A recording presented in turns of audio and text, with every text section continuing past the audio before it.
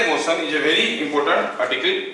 हमें समझ में आ जाना चाहिए कि प्रोजेक्टाइल का मतलब क्या है। प्रोजेक्टाइल का मतलब हुआ when you body is moving with no tangential force.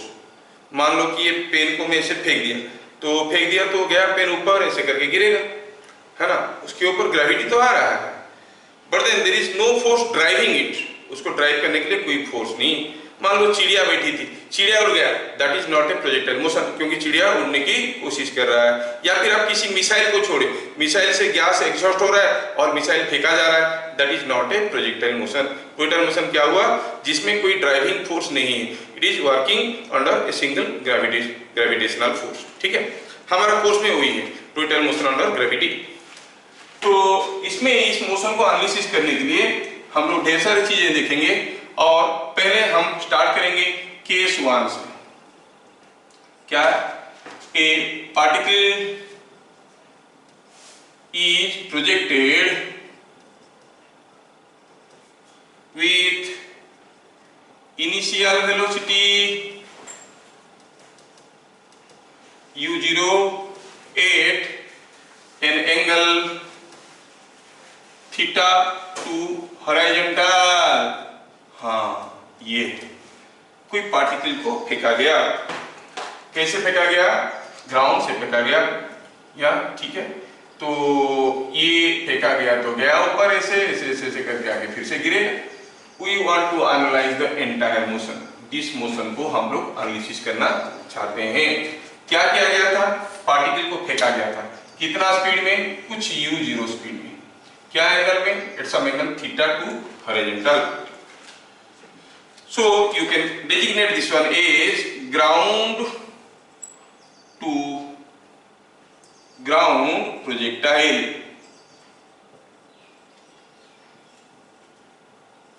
हो सकता है कि किसी एक छत के ऊपर से फेंक दिया, ऐसे भी हो सकता है, यहां से फेंक दिया और गिरा जमीन पे, ये भी प्रोजेक्टाइल मोशन है।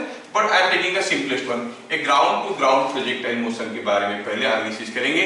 General concept will be same for all cases. ठीक है, a particle is projected at initial velocity u0 at an angle theta to horizontal. चलिए इसके बारे में कुछ इंपॉर्टेंट पॉइंट्स लेते हैं। पहले देखते हैं कि ये जो मोशन हो रहा है पार्टिकल का, ये 1 डायमेंशनल मोशन है कि 2 डायमेंशनल मोशन है? कौन सा मोशन है ये?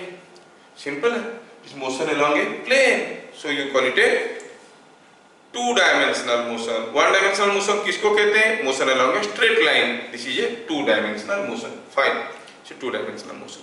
ओके, ये यूनिफॉर्म एक्सीलरेशन मोशन है कि नॉन यूनिफॉर्म एक्सीलरेशन मोशन है? यूनिफॉर्म एक्सीलरेशन मोशन किसको कहते हैं? When the acceleration is constant, है ना।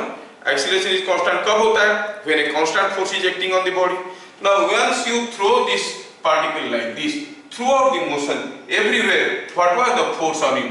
The only force acting on it was mg. So the magnitude and direction of force is same at every point of motion.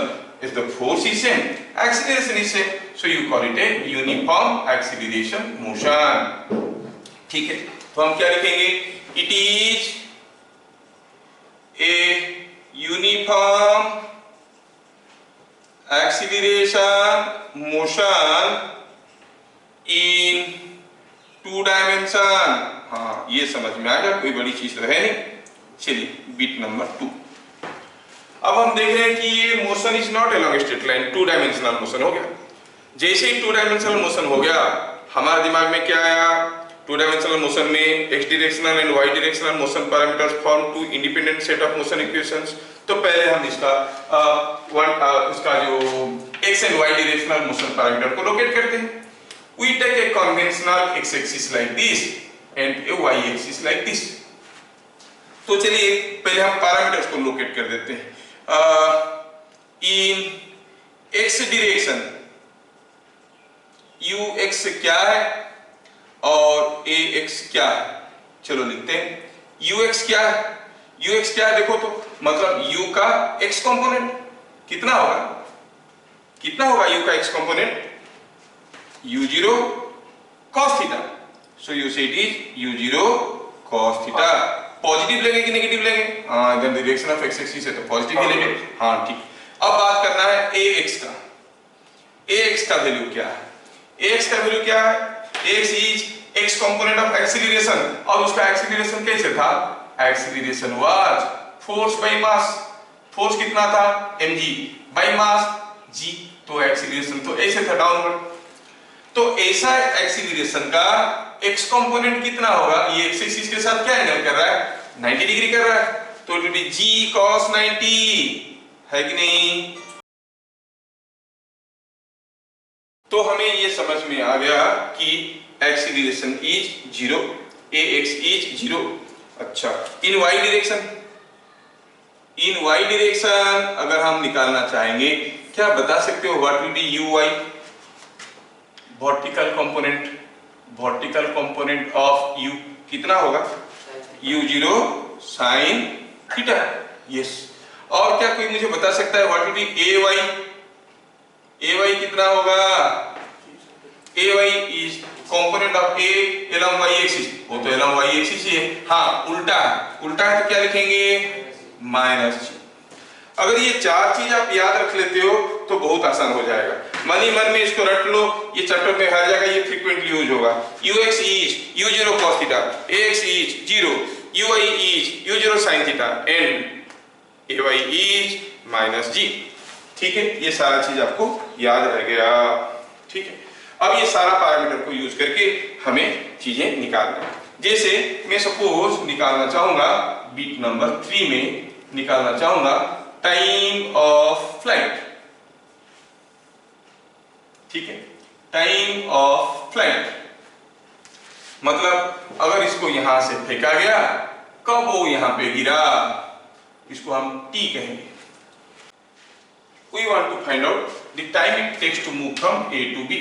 जैसे हम vertical motion में किए थे, वैसे ही हमें देखना पड़ेगा कि कहां से कहां तक का मोशन एनालिसिस करें, A to B मोशन को हम एनालिसिस करें। हमें निकालना है कितना समय लगा। तो हमारे पास x डायरेक्शनल मोशन पैरामीटर है, y डायरेक्शनल मोशन पैरामीटर है ना। हमें पता ये करना पड़ेगा कि टाइम ऑफ फ्लाइट किसको लेके हम निकालेंगे। चलो पहले इसको समझते हैं, टाइम ऑफ फ्लाइट का मतलब क्या हुआ। टाइम ऑफ फ्लाइट का मतलब हुआ कितना समय के लिए ये उड़ रहा था, है कि नहीं? कितना समय के लिए उड़ रहा था को दूसरे तरीके से सोच सकते हैं, कितने समय के लिए जमीन से ऊपर था। आपका जो एक्स डायरेक्शनल मोशन पैरामीटर है वो बॉडी को एक्स एक्सिस में मूव करवाते हैं, जो वाई डायरेक्शनल मोशन पैरामीटर से वो बॉडी को वाई डायरेक्शन में मूव करवाते हैं। तो ये कितना समय के लिए जमीन से ऊपर था, कौन से पैरामीटर को हमें देखना पड़ेगा? एक्स डायरेक्शनल मोशन पैरामीटर की Y directional motion parameter? Obviously Y directional motion parameter. तो हम लिखेंगे पहले क्या? इट डिपेंड्स ऑन किसके ऊपर? Vertical motion parameter. ये समझ में आना बहुत जरूरी है, ये वर्टिकल मोशन पैरामीटर के ऊपर डिपेंड करेगा। क्यों? क्योंकि कितना समय के लिए वो जमीन से ऊपर रहेगा, दैट तो y parameters will decide. x parameter के चलते along x एक्सिस मोशन होता है, y पैरामीटर के चलते along y एक्सिस मोशन होता है। अच्छा, तो ठीक है, a to b मोशन में चलो देखते हैं क्या हमें uy मालूम है। uy मालूम है, मालूम है uy? हाँ मालूम है। कितना है? u0 sin theta. क्या हमें ay मालूम है? हाँ मालूम है। कितना है? वो तो माइनस g है। क्या हमें a to b मोशन में sy मालूम है?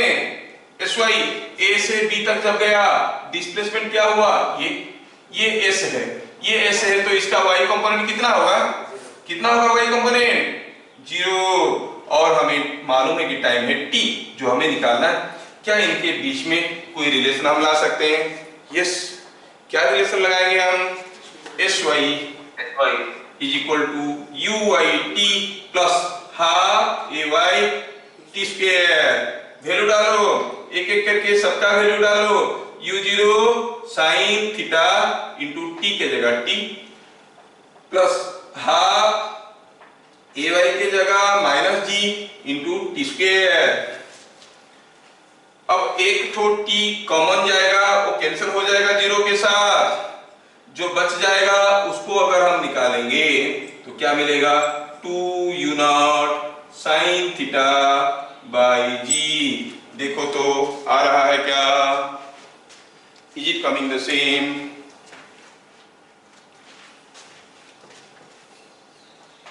Is it coming the same? Yes, हम देख रहे हैं द टाइम ऑफ फ्लाइट जो आ रहा है, इसको अगर सिंप्लीफाई करेंगे तो कितना आ रहा है? t is coming 2 u not sine theta by g। ये हो गया हमारा टाइम ऑफ फ्लाइट। मतलब इसको ऊपर जाके नीचे आने के लिए कितना समय लगेगा? That all depends upon the y direction motion parameters, है कि नहीं? अच्छा, देखो यहाँ पे अगर हमें देखना है कि जो y डायरेक्शनल मोशन पैरामीटर वो मान लो कि y पैरामीटर के ऊपर डिपेंड करता है। हम तो देख रहे हैं कि y पैरामीटर के ऊपर डिपेंड करता है, ये x पैरामीटर के ऊपर डिपेंड नहीं करता है। तो अगर ये कंसेप्ट आपके दिमाग में समझ में आ गया है कि uy, ay, sy, t ये सब जो है they form a independent set of motion equations और x पैरामीटर के ऊपर डिपेंड नहीं करते हैं, तो उसी कंसेप्ट को यूज करते हुए आपको बोलना है कि सपोज मैं एक छोटा सा एग्जांपल दे रहा हूं। सपोज यहां से कोई चीज को u0 वेलोसिटी में थीटा एंगल में फेंके और वो गया ऐसे गिरा यहाँ पे, कितना समय लगा? t1 टाइम लगा। सपोज किसी एक दूसरे दिन मैं इसको यहां से फिर से फेंका सेम u0 वेलोसिटी में थीटा एंगल में, लेकिन उस दिन बहुत जोर से हवा चल रहा था, तो अब ये गिरना चाहिए था ऐसे, लेकिन हवा के चलते उड़ गया और जाके इधर कहीं गिरा। ठीक है, अब सेकेंड डे में गिरना चाहिए था ऐसे, लेकिन गिरा कहां पे? इट फॉल्स समवेयर हियर, से द टाइम इज t2। क्या आप मुझे गेस करके बता सकते हो पहला दिन इसको गिरने के लिए ज्यादा समय लगा होगा कि दूसरे दिन गिरने के लिए ज्यादा समय लगा होगा? सोचो। विंड चलने के कारण कौन सा मोशन पैरामीटर अफेक्टेड हुआ है? y पैरामीटर कि x पैरामीटर? क्या विंड का कोई वर्टिकल कंपोनेंट है? नहीं है। It adds to the x directional motion parameter. तो क्या लिखेंगे? By blow of wind ux is affected but uy, ay etc are not affected, क्योंकि आपका ux जो x डायरेक्शनल मोशन पैरामीटर बदलने से y डायरेक्शनल मोशन पैरामीटर को कोई फर्क नहीं पड़ता है। सो टाइम ऑफ फ्लाइट किसके ऊपर डिपेंड करता है? As time of flight depends on y directional motion parameters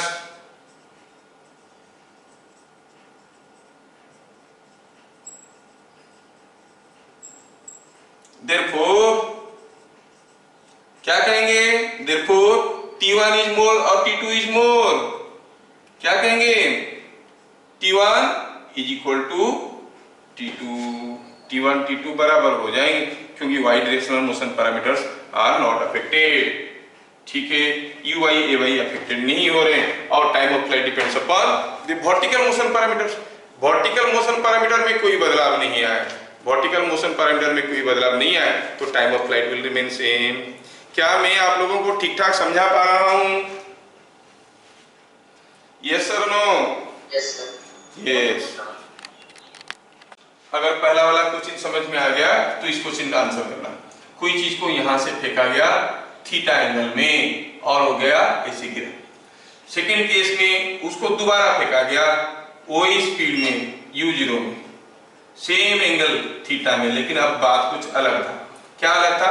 ये यहाँ पे मान लो कोई एक वाल था, दरवाजे वाल, स्मूथ वर्टिकल वाल। ठीक है, अब क्या हुआ? बॉल को मैं यहां से अब फेंका। जब बॉल को मैं यहां से फेंका u0 स्पीड में, ध्यान से देखना, कंसेप्ट क्लियर होगा तभी बता पाओगे। ये गया, अब टकराया तो जंप करेगा ऐसे, आके गिरेगा इधर के। Are you able to understand the case? ये बॉल वॉल के साथ टकरा के इधर गिरा। तीसरा तीसरा केस में क्या हुआ, यहाँ पर वही वाल रखा हुआ था, स्मूथ वर्टिकल वाल। अब क्या हुआ, मैं बॉल को यहां से फेंका u स्पीड में, ठीक है, u0 स्पीड में, थीटा एंगल में। अब ये बॉल गया ऐसे, जब गिरने लगा यहाँ पर आके गिरा तो फिर यहां से कूद गया, ऐसे आके गिरा। Now see this three cases. ये स्मूथ वर्टिकल वाल है, कौन, ये और ये दोनों स्मूथ है और वर्टिकल है। walls are vertical and smooth, there is no friction। इस केस में time of flight is t1, इस केस में time of flight is t2, इस केस में time of flight is t3। क्या हमारे क्वेश्चन आपको समझ में आया? क्वेश्चन है arrange t1, t2, t3 in ascending order. सबसे छोटा कौन है, उसके बाद कौन है, वो सारा आपको बताना है। So are you able to realize the case now? तीनों केस में सेम बॉल को सेम स्पीड में, आई मीन सेम वेलोसिटी में फेंका गया है। ये सीधा जमीन पे गिरा यहाँ पे, दूसरे केस में वॉल पे टकराया और फेंका गया इधर, तीसरे केस में वॉल पे टकराया और यहीं पास में गिर गया। कौन सा केस में टाइम ऑफ फ्लाइट सबसे ज्यादा, कौन से केस में टाइम ऑफ फ्लाइट सबसे कम? थोड़ा दिमाग पर जोर लगाइए। जब हम सोचने की कोशिश करेंगे हमें समझ में ये आएगा कि जब ये जो बॉल वॉल को टकरा रहा था, जब ये बॉल वॉल को यहाँ पे मार रहा था, क्या ये वॉल इसके ऊपर कोई फोर्स दे रहा था? हाँ दे रहा था। वॉल क्या फोर्स दे रहा था? There was no friction, it is a smooth wall. तो वॉल इसके ऊपर एक ऐसा फोर्स दे रहा होगा, ये बात तो सबको मालूम है। वॉल उसको ढकेल दिया वापस। यहाँ पर जब वो बॉल आके टकराया, वॉल ने इसके ऊपर एक फोर्स ऐसे दिया होगा। दोनों ही केस में अगर वॉल वर्टिकल है तो फोर्स हॉरिजॉन्टल हो जाएगा, है कि नहीं? ये बात समझ में आ रहा है क्या? अगर वॉल वर्टिकल है तो फोर्स तो हॉरिजॉन्टल हो जाएगा। अगर फोर्स हॉरिजॉन्टल है तो वो कौन सा मोशन पैरामीटर को अफेक्ट करेगा? एक्स डायरेक्शन मोशन पैरामीटर को कि वाई डायरेक्शन मोशन पैरामीटर को? एक्स डायरेक्शनल मोशन पैरामीटर को अफेक्ट करेगा, because the force is horizontal. क्या ये force Y directional motion parameter को अफेक्ट कर सकता है? नहीं। तो वाई डायरेक्शनल मोशन पैरामीटर जो थे वही रहेंगे। मतलब time of flight will remain same in all these three cases. समझ में आ रहा है क्या? तो हम क्या कहेंगे? As the horizontal force affects only the X directional motion parameters and y directional motion parameters are not affected, therefore t1, t2, t3 all will remain same। तो क्या लिखेंगे? as सॉल्यूशन में लिखेंगे as the force of wall on the ball is horizontal, it affects only x direction motion parameters, x direction motion parameters।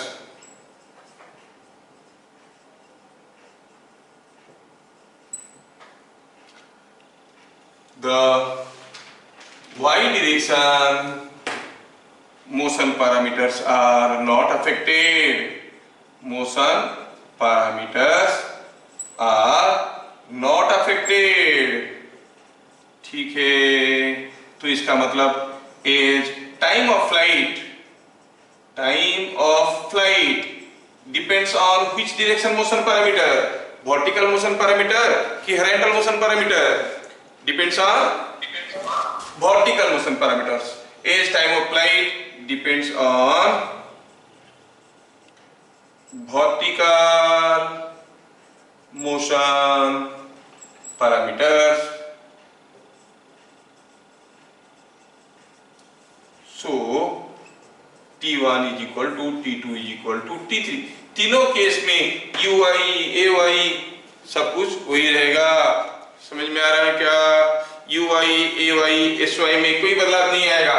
देखो तो पहला case में UI U sin theta, AY minus g. दूसरे केस में u i u sine theta a y minus g, तीसरे case में वही, पहला केस में एस वाई यहाँ पर गिरा 0, दूसरे केस में एस वाई 0, तीसरे केस में एस वाई क्योंकि डिस्प्लेसमेंट इज इनहेरेंट और उसका वाई कंपोनेंट क्या है 0, S Y U Y A Y all thing remain same because a horizontal force is acting. समझ में आया क्या? As U I A Y S Y are not changing, time of flight will not change. तो हम कहेंगे तीनों case में बराबर टाइम लगेगा उसको गिरने के लिए। क्या बात सबको समझ में आ रहा है? Yes sir. तो पॉइंट नंबर 3 हम लोग समझ गए जिसमें हम लोग टाइम ऑफ फ्लाइट देख लिए। अब जितना हम लोग देख चुके हैं थोड़ा उसको लिस्ट कर लेंगे फिर आगे बढ़ेंगे। अभी तक जितना हम लोग देख चुके हैं उसको लेके आगे बढ़ेंगे। अच्छा चलिए ठीक है। अभी हम लोग क्या देखे? हम लोग देख रहे थे, जस्ट समराइज कर रहा हूं, इस मोशन के बारे में सोच रहे थे। कोई चीज को u0 वेलोसिटी में फेंका गया, ऊपर गया, नीचे गिरा, ये कंप्लीट मोशन के बारे में एनालिसिस करना है। देखो आपको स्कूल में तो सिंपल टाइम ऑफ फ्लाइट कितना है पूछेंगे, बस उतना हो गया तो हो गया। बाकी जो भी चीजें मैं बता रहा हूँ वो सारे एक्स्ट्रा है, और एक्स्ट्रा पढ़ने के लिए ही कोचिंग आना है। स्कूल के लिए पढ़ने के लिए क्या कोचिंग लेना है, खुद से पढ़ो हो जाएगा इधर उधर से। समझ में आ रहा है? हाँ, सेहत बनाने के लिए डॉक्टर का हेल्प चाहिए, वैसे तो लोग जीते हैं, डॉक्टर के पास जाने की क्या जरूरत है। तो लाइक दिस, सो ये u0 वेलोसिटी में फेंका गया थीटा एंगल में, तो यहाँ पर आके गिरा। आप लोग थोड़ा मेरे को मदद करना। पहला चीज जो हम लोग देख लिए, क्या था पहला चीज देख लिए कि ये uniform acceleration motion along 2 dimension है। क्या मुझे बता सकते हो what was ux, what was uy, what was ax and what was ay? ux कितना था? ux याद है क्या आप लोगों को? It was u0 cos theta. बोलेंगे तब ना हम जानेंगे। uy कितना था? u0 sin theta. ax कितना था? 0, क्योंकि एक्सीलरेशन इज वर्टिकल तो उसका हॉरिजॉन्टल कंपोनेंट क्या होगा? 0। ay कितना था? -0। अब दूसरा चीज मैं यहाँ पे थोड़ा एक्स्ट्रा बताना चाहता हूं, जो सिंपल है वो ये है, ये मोशन भी सिमेट्रिकल है। Upward and downward motions are symmetrical, मतलब ऊपर जाते वक्त जो भी कुछ होता है नीचे आते वक्त वही सब होता है जैसे वर्टिकल मोशन में होता था। तो लिख लेंगे upward and downward motion are symmetrical. ये हमें समझने में काफी मदद करेगा। जैसे आप देख रहे थे वर्टिकल मोशन की न्यूमेरिकल में ये कंसेप्ट आपको काफी मदद कर रहा था, ये भी काफी यहाँ पर मदद करेगा। मतलब क्या है? मतलब ये है कि अगर हम कोई चीज को ऐसे फेंके और ऐसे गिरा है, अगर हम कहेंगे उसका स्पीड यहाँ पर जब था वो v था, तो यहाँ पर जब होगा तब भी उसका स्पीड v होगा। अगर हम कहेंगे यहां से यहां तक जाने के लिए उसको टाइम लगा t1, तो यहां से यहां तक आने के लिए भी टाइम लगेगा t1। अगर हम इसको यहां से फेंके हैं कुछ u0 और थीटा एंगल में, वो भी गिरेगा यहाँ पर वही u0 में और एट एन एंगल थीटा। क्या आपको समझ में आ रहा है सिमेट्री का मतलब क्या है? अगर इसको हम फेंके यहां से और यहाँ पे आके गिरा तो समय कितना लिया? ये समय लिया t सेकेंड, कैपिटल t का वैल्यू क्या था? 2u sin theta by g। Keeping this symmetry in mind हम लिख सकते हैं total time of flight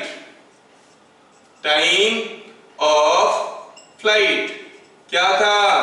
it was equal to t was, अभी हम लोग डिराइव किए थे, 2u0 sin theta by g। और मैं चाहूंगा कि थोड़ा आप इसको दूसरे तरीके से भी सोचो। तो ये जो u0 sin थीटा था वो क्या था? ui था, सो it is 2ui by g। ऐसे ही याद रखो, आपको ज्यादा आसान हो जाएगा, क्योंकि time of flight depends upon the vertical motion parameters. 2ui by g becomes easy to remember। ठीक है, वर्टिकल वेलोसिटी था ui, तो ऊपर जाके नीचे आने के लिए कितना समय लगेगा? 2u by g। ये हम वर्टिकल मोशन चैप्टर में पढ़ चुके हैं। If something is throne upward with speed ui, ऊपर जाके नीचे आने का समय 2u by g। और अभी ऐसे फेंकने के साथ साथ ऐसे भी फेंके हैं इसलिए ऐसे गया है, लेकिन ऊपर जाके नीचे आने वाला चीज तो यही डिसाइड करेगा, ये तो ऊपर नीचे नहीं कर रहा उसको। So you say it is coming 2uy by g. So instead of remembering this big formula, if you remember this way, things become very easy. आपको गलती नहीं होगा। अगर आपको ये चीज समझ में आ गया है तो आप मेरे को थोड़ा सा बताओ यहाँ पे time taken to reach highest point, highest point में पहुंचने के लिए कितना समय लगेगा? ऑब्वियसली इसका आधा पूरा लग रहा है 2uy by g, और लगेगा कितना उसका आधा, क्योंकि सिमेट्रिकल मोशन है। तो क्या लिखेंगे? It is uy by g। Suppose हम नहीं लिखेंगे, हम निकालना चाहते हैं, चलो निकाल के भी देख लेते हैं ना। आप लोगों को तो 2 डायमेंशनल मोशन एनालिसिस आता है, तो हमें 2 डायमेंशनल मोशन का एनालिसिस आता है और हमें पता करना है कि कब वो यहाँ पे पहुंचेगा, मतलब A से B तक का मोशन को देखना है, A से B तक का मोशन को देखना है। Previous class we have done numericals like that. Means after what time it was flying horizontally parallel to x-axis, मतलब जब वो B पे होगा वो कुछ ऐसे जा रहा होगा, ये होगा उसका velocity, because tangent to the path gives you the direction of velocity. अगर हम निकालना चाहेंगे तो कैसे निकालेंगे? A to B मोशन में कौन सा मोशन पैरामीटर को देखेंगे? x डायरेक्शनल मोशन पैरामीटर की y डायरेक्शनल मोशन पैरामीटर। अरे हाईएस्ट पॉइंट में पहुंचा, कौन पहुंचाया उसको? y directional motion parameter. तो हम देखेंगे uy क्या है, ay क्या है, Vy क्या है, और यहां से निकालने की कोशिश करेंगे कि T क्या है ना? T क्या है? Uy कितना था यहां से यहां तक? फेंके थे u0 में, एंगल था थीटा, फेंके थे u0 वेलोसिटी में, क्या एंगल में? थीटा एंगल में। तो ये क्या था? u0 sin theta. ay क्या था? -g। क्या कोई मुझे बताएगा A to B मोशन में, A to B मोशन में Vy है कितना? Vy कितना है? V का y कंपोनेंट ऑब्वियसली 0। टाइम क्या लगेगा वो तो कोई भी बता सकता है। Vy is equal to uy plus ay into t, और Vy का वैल्यू 0 है, ये है u0 sin थीटा, ay है -g इंटू t, तो फिर t का वैल्यू क्या आया? u0 sin theta by g। u0 sin theta क्या है? uy, so it is uy by g। इतना हम क्यों करेंगे? क्योंकि हमें मालूम है कि मोशन सिमेट्रिकल है, सीधे सीधे इसका आधा हम कर सकते थे। ये तो मैं आपका एक प्रैक्टिस डेवलप करने के लिए बोल दिया, ठीक है, कि हाईएस्ट पॉइंट में कब पहुंचेगा after a time uy by g। लेकिन ऐसा करना हमारे लिए बेवकूफी होगा, क्योंकि मोशन सिमेट्रिकल है, टोटल टाइम है 2uy by g, highest point में कब पहुंचेगा? आधा समय के बाद। क्या चीजें सबको समझ में आ रहा है? Is it understood? Yes, sir. आगे की डेरिवेशंस करने के लिए मैं थोड़ा ये कुछ फॉर्मूला को यहाँ पर लिख दूंगा। कोई चीज को फेंका गया है और ये इधर गिरा है, कितने वेलोसिटी में फेंके? u0 वेलोसिटी में, थीटा एंगल में यहाँ पे आके गिरा है, ठीक है। हम देख लिए पहला चीज कि ये था हमारा ux is u0 cos theta, uy is u0 sin theta, क्योंकि मैं बार बार यूज कर रहा हूं देखो ये सब चीजों को।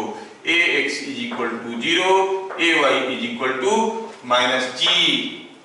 नंबर 2 में हम देखेंगे इसमें कि ये जो इसका सिमेट्रिकल था मोशन था, upward and downward motion are symmetrical. Number 3 में हम लोग देखे time of flight. Time of flight क्या था? It was equal to 2uy by g और 2u0 sin theta by g, ठीक है। और फिर क्या देखे? Time taken to reach highest point of motion,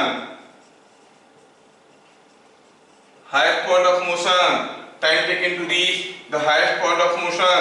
तो कितना हो जाएगा? It will be equal to uy by g और u sin theta by G. ये आपको वैल्यूज याद रह गए, ठीक है। लगे हाथ अगर हम निकाल लेते हैं कि what is the velocity at the highest point, ठीक है। तो यहां पर लिखेंगे, एक एक करके चीजें डिराइव करेंगे, यहां पर फॉर्मूला भरेंगे, ठीक है। तो हम कहेंगे वेलोसिटी एट हाईएस्ट पॉइंट,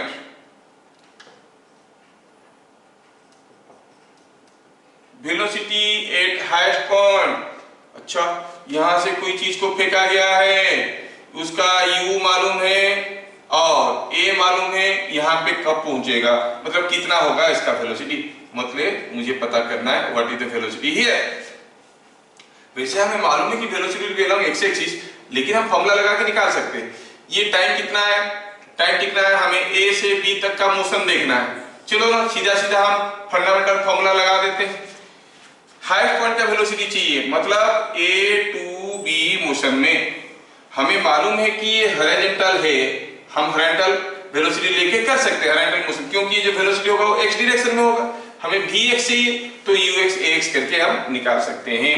तो क्या लिखेंगे, as velocity at highest point of motion is horizontal. क्या ये सबको समझ में आ रहा है? क्या आपको समझ में आ रहा है कि हाईएस्ट पॉइंट में जो वेलोसिटी होगा हॉरिजॉन्टल होगा, tangent to the path will be horizontal, है ना, हॉरिजॉन्टल।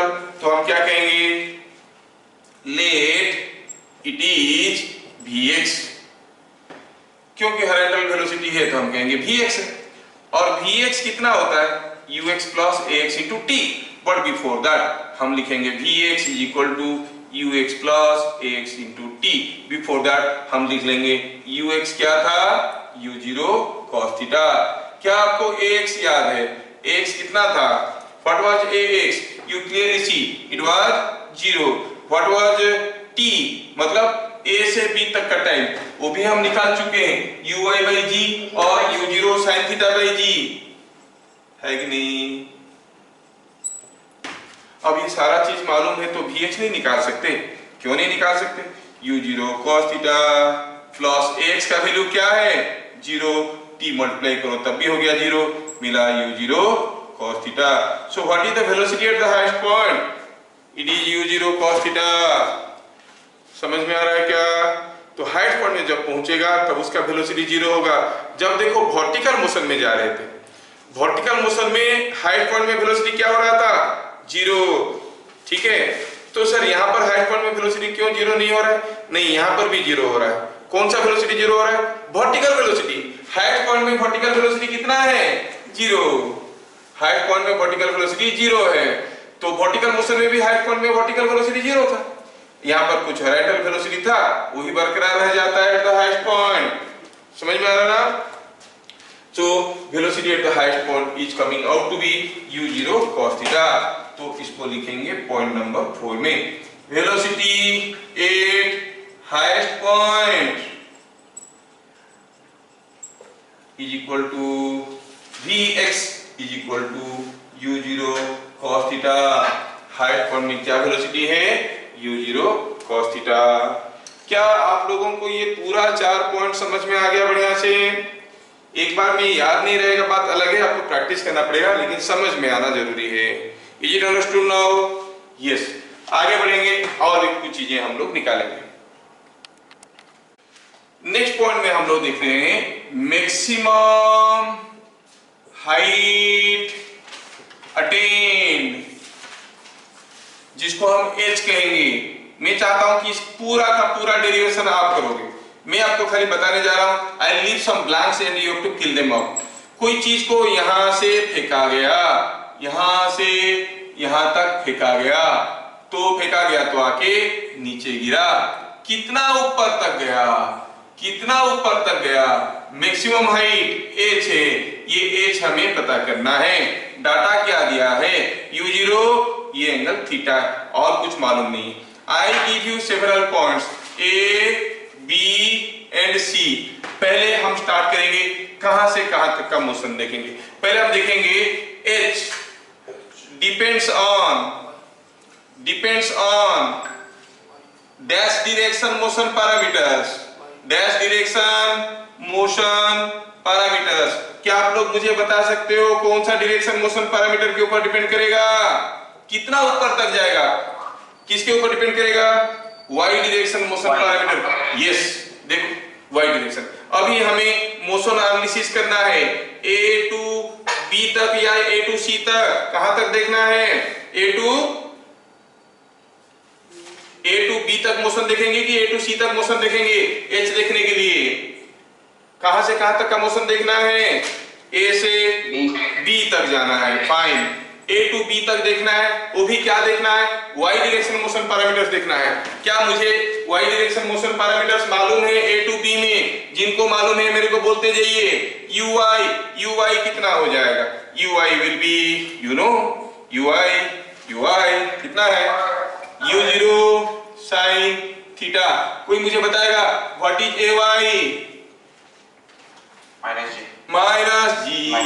माइनस जी बताने लगे लोग। देखो vy, ये कोई इंटेलिजेंट ही बता सकता है। What is vy? वेलोसिटी का y component eight point b। जब वो b में पहुंचा है, वेलोसिटी का y कंपोनेंट कितना है? जीरो। अच्छा, और क्या? इतने में तो नहीं निकलेगा, हमें क्या निकालना था? s। अच्छा, अगर वो पार्टिकल यहां से चला, यहां तक की बात हम कर रहे हैं, जब वो a से b तक गया था, ये था उसका डिस्प्लेसमेंट, है कि नहीं? क्या कोई मुझे बता पाएगा what will be the value of sy? s का y कंपोनेंट कितना होगा? Can anyone help me? What is y component of s? This is what is the y component of s। Yes, देखो मैं अभी तक कुछ नहीं किया, I just noted the parameters. Now can you not find out h out of all these calculations? आपको vy, uy, ay, sy मालूम है, vus मालूम है, और उनके बीच में क्या रिलेशन है आप जानते हो? v square is equal to u square plus 2as, है कि नहीं? All motion parameters are splitted into x direction and y direction motion parameters. vy square कितना है भाई? 0। uy स्क्वायर कितना है? u0। चलो uy स्क्वायर छोड़ते हैं, बाद में देख लेंगे। और uy स्क्वायर ay का वैल्यू -g, sy कितना है? h। ठीक है, थोड़ा सिंपलीफाई करो और बताओ तो h का वैल्यू क्या है? h का वैल्यू क्या है? uy स्क्वायर माइनस 2gh, तो uy square is equal to 2gh और h is equal to uy square by 2g। But uy क्या था? uy था u0 sin theta, so u square sin square theta by 2g। It is coming out to be u square sin square theta by 2g। यहां पे लिख सकता हूं, I can write it is u0 square sin square theta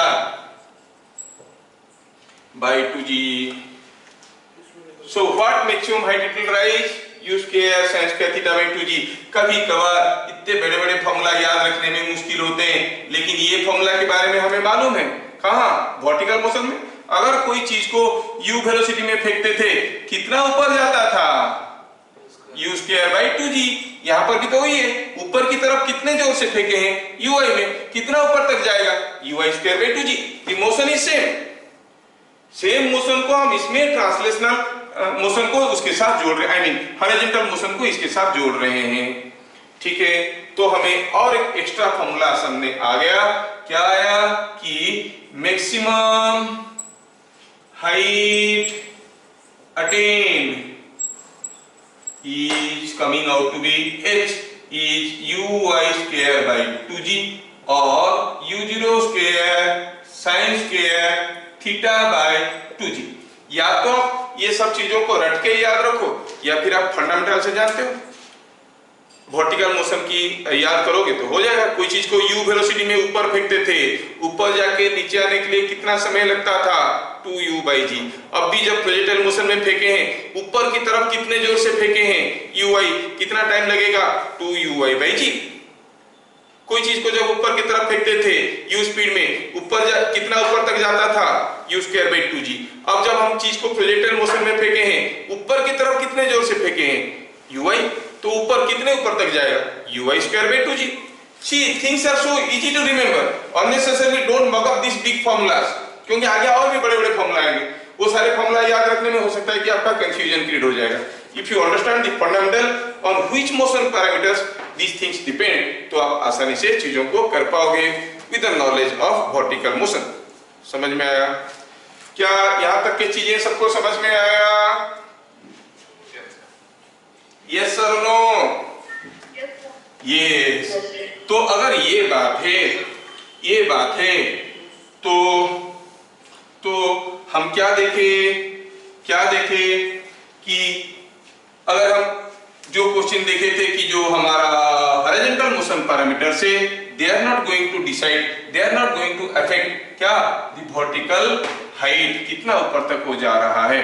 मतलब अगर मैं आपको ये छोटा वाला क्वेश्चन पूछता हूं जिसका आंसर आप मुझे फटाफट दे दोगे कि कोई चीज को u0 वेलोसिटी में फेंके, ऊपर गया, नीचे गिरा, कुछ ऊपर गया, सेम चीज को फिर से फेंके और पता चला कि ये एक वाल था, मान लो कि एक स्मूथ वर्टिकल वाल था। सिमिलर क्वेश्चन मैं रिपीट करने की कोशिश कर रहा हूं, कोई बॉल को ऐसे फेंके, कितने में, जितने में यहां पर फेंके थे, इतने में फेंके और ये गया ऐसे, टकराया, जंप करके आया, तो कौन सा केस में ये ज्यादा हाइट जाएगा? In which case height is attained is more? दिया कि इस केस में हाइट था h1 और इस केस में हाइट था h2। क्या बता सकते हो कौन से केस में हाइट ज्यादा होगा? पहला केस की दूसरा केस, h1 is more और h2 is more। This is smooth vertical wall। So what is more? h1 और h2। अब क्या कहोगे, कौन ज्यादा होगा? सेम होगा, क्योंकि जब ये टकराया, जब ये इसके साथ टकराया, इसके ऊपर कुछ फोर्स आया, जो फोर्स हॉरिजॉन्टल था, that force is horizontal, so it will affect the horizontal motion parameters। लेकिन ये कितना ऊपर तक जाएगा, it does not depend upon the horizontal motion parameters, it depends upon the vertical motion parameters, है कि नहीं? तो वर्टिकल में जो मोशन पैरामीटर्स थे, they are not getting affected by application of this force, so h1 and h2 will be remaining same। Solution क्या हुआ? h1 will be equal to h2। Are you getting the concepts? समझ में आ रहा है? Understanding और standing under? Yes sir। तो कितना ऊपर तक जाएगा हमें समझ में आया। मैं अभी दूसरा क्वेश्चन पूछूंगा आपको ध्यान से बताना है। Two particles were projected as shown, their time of flights are T1 and T2।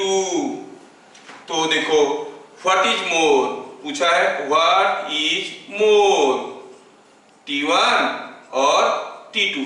ध्यान से देखो, यहां से दो चीज को फेंका गया, एक को फेंका गया वो ऐसे गया, ऐसे गिरा, दूसरे को फेंका गया वो ऐसे गया और ऐसे गिरा, ठीक है। Both are rising up to the same height दिया है फिगर में, और ये टाइम दिया T1, ये दिया T2। आपको बताना है T1 ज्यादा है कि T2 ज्यादा है। ऑब्वियसली दोनों का वेलोसिटी का डायरेक्शन अलग अलग था, स्पीड अलग अलग था, ये ज्यादा दूर पे गिरा, ये पास में गिरा।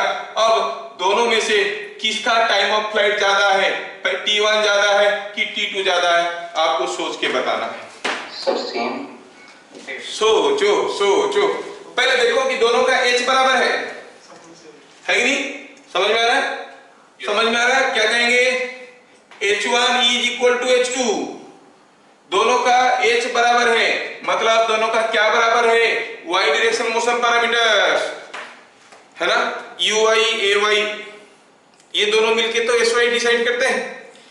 कितना ऊपर तक जाएगा वो किसके ऊपर डिपेंड करता है भाई? uy square by 2g। दोनों के लिए तो g ही है, मतलब दोनों का uy बराबर है। समझ में आ रहा है क्या? इसका मतलब हुआ ui for the first one is equal to ui for the second one. अब टाइम ऑफ फ्लाइट क्या होता है 2ui/g, दोनों का ui बराबर है, क्या मतलब हुआ t1 is equal to t2। Are you getting? क्या चीजें समझ में आ रहा है? Yes sir, yes sir. हाँ, तो इस किस्म की एनालिसिस आपको करना पड़ेगा, समझना पड़ेगा, ठीक है। बार बार चीजों को करोगे धीरे धीरे समझ में आएंगे। ज्यादा डिटेल्स अंदर में नहीं गया, थोड़ा सा कंसेप्ट दिया, उस कंसेप्ट को इसका इर्द गिर्द घूम के हम कुछ चीजें निकालने की कोशिश करने, तो इसमें ढेर सारी चीजें जो हम लोग निकालेंगे, ढेर सारी चीज है जो हम लोग निकालेंगे, वो देखेंगे हम लोग नेक्स्ट क्लास में। क्या यहाँ तक का सारा चीज आपको समझ में आ गया? तो अब मैं आपको कुछ एक क्वेश्चन छोटा सा देना चाहूंगा। Okay, you work out that question, tell me the answers.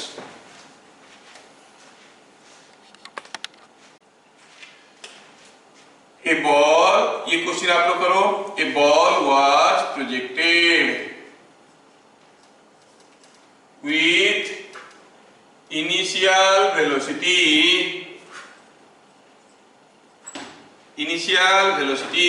20 meter per second at an angle 60 degree to horizontal, 30 degree to horizontal. Find total time of flight.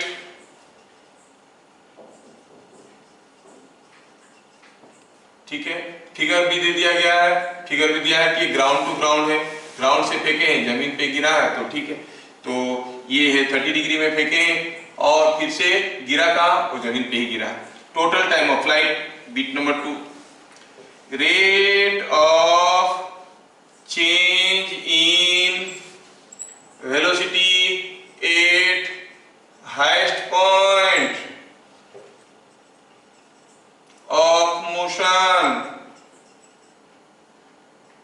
Bit number 3, maximum height and velocity at the maximum height.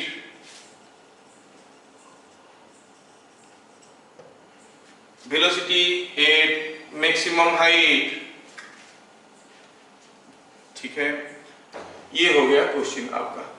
क्या ये 3 bit आप कर सकते हो? फटाफट देखो तो, क्या आप कर सकते हो ये 3 बिट को?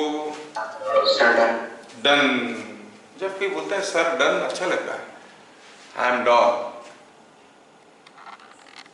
सिंपली डायरेक्ट फॉर्मूला वाले क्वेश्चन से यहां पर दिया गया है कि कोई चीज को फेंका गया u0 स्पीड में, that is 20 at an angle 30 degree, गया ऊपर, आया नीचे।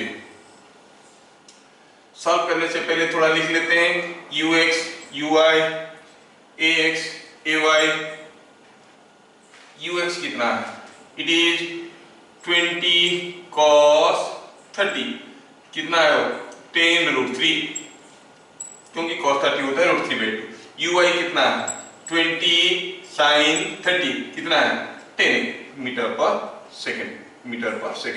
ax 0, ay -g। Time of flight, कोई बताएगा मुझे what is the formula for time of flight? 2u0 sin θ/g।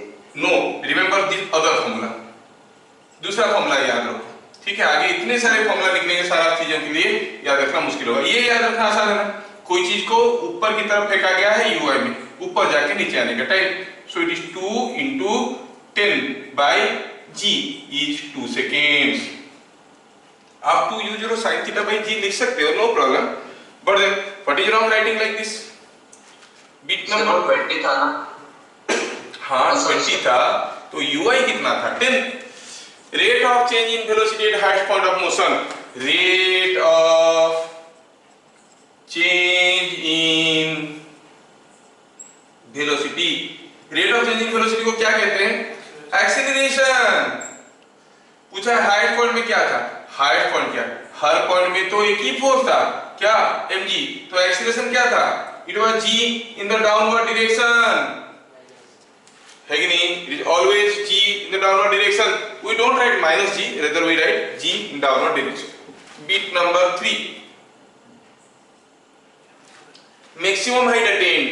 Maximum height का कोई फॉर्मूला बताएगा, जब कोई चीज को हम ऐसे फेंके कि ऊपर की तरफ फेंका गया, यस ऊपर की तरफ फेंका गया ui में, तो होगा ui स्क्वायर, क्योंकि याद रखना आसान है, इट इज ui का वैल्यू है 10, 10 का स्क्वायर बाय 2 into 10, टन टन टन हो गया 5 मीटर, तो कितने ऊपर तक जाएगा 5 metre. And velocity at the maximum height, velocity at maximum height is horizontal velocity, कितना है वो, it was u0 cos theta, और देखो तो ये u0 cos थीटा क्या है, ux है, सो इट इज ux, ऐसे भी याद रख सकते हो, कितना आया 10√3 मीटर पर सेकेंड। क्या ये सारा चीज आप लोगों को समझ में आ रहा है? Yes sir.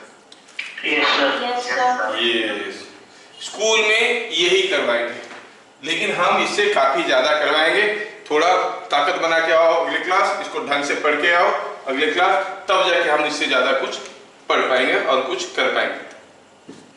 ठीक है, आज का वीडियो को मैं भी भेज दूंगा, please repeat the video, thoroughly understand, thoroughly try to derive everything and understand it, तब जाके हम लोग अगले क्लास डिफिकल्ट क्वेश्चन करवा पाएंगे।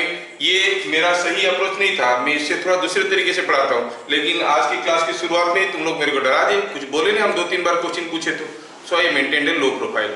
ठीक है, नहीं तो हम इसको और बढ़िया तरीके से थोड़ा हायर रीजनिंग के साथ समझा सकते थे। आज आप लोग इसको पढ़ के आओगे, अगले क्लास इसको सही तरीके से फिर से हम लोग देख लेंगे, तो तब तक तुम लोगों का थोड़ा ब्रेन मसल स्ट्रांग हो गया होगा। ठीक है, फिर मिलते हैं अगले क्लास, तब तक के लिए जय हिंद। Thank you sir.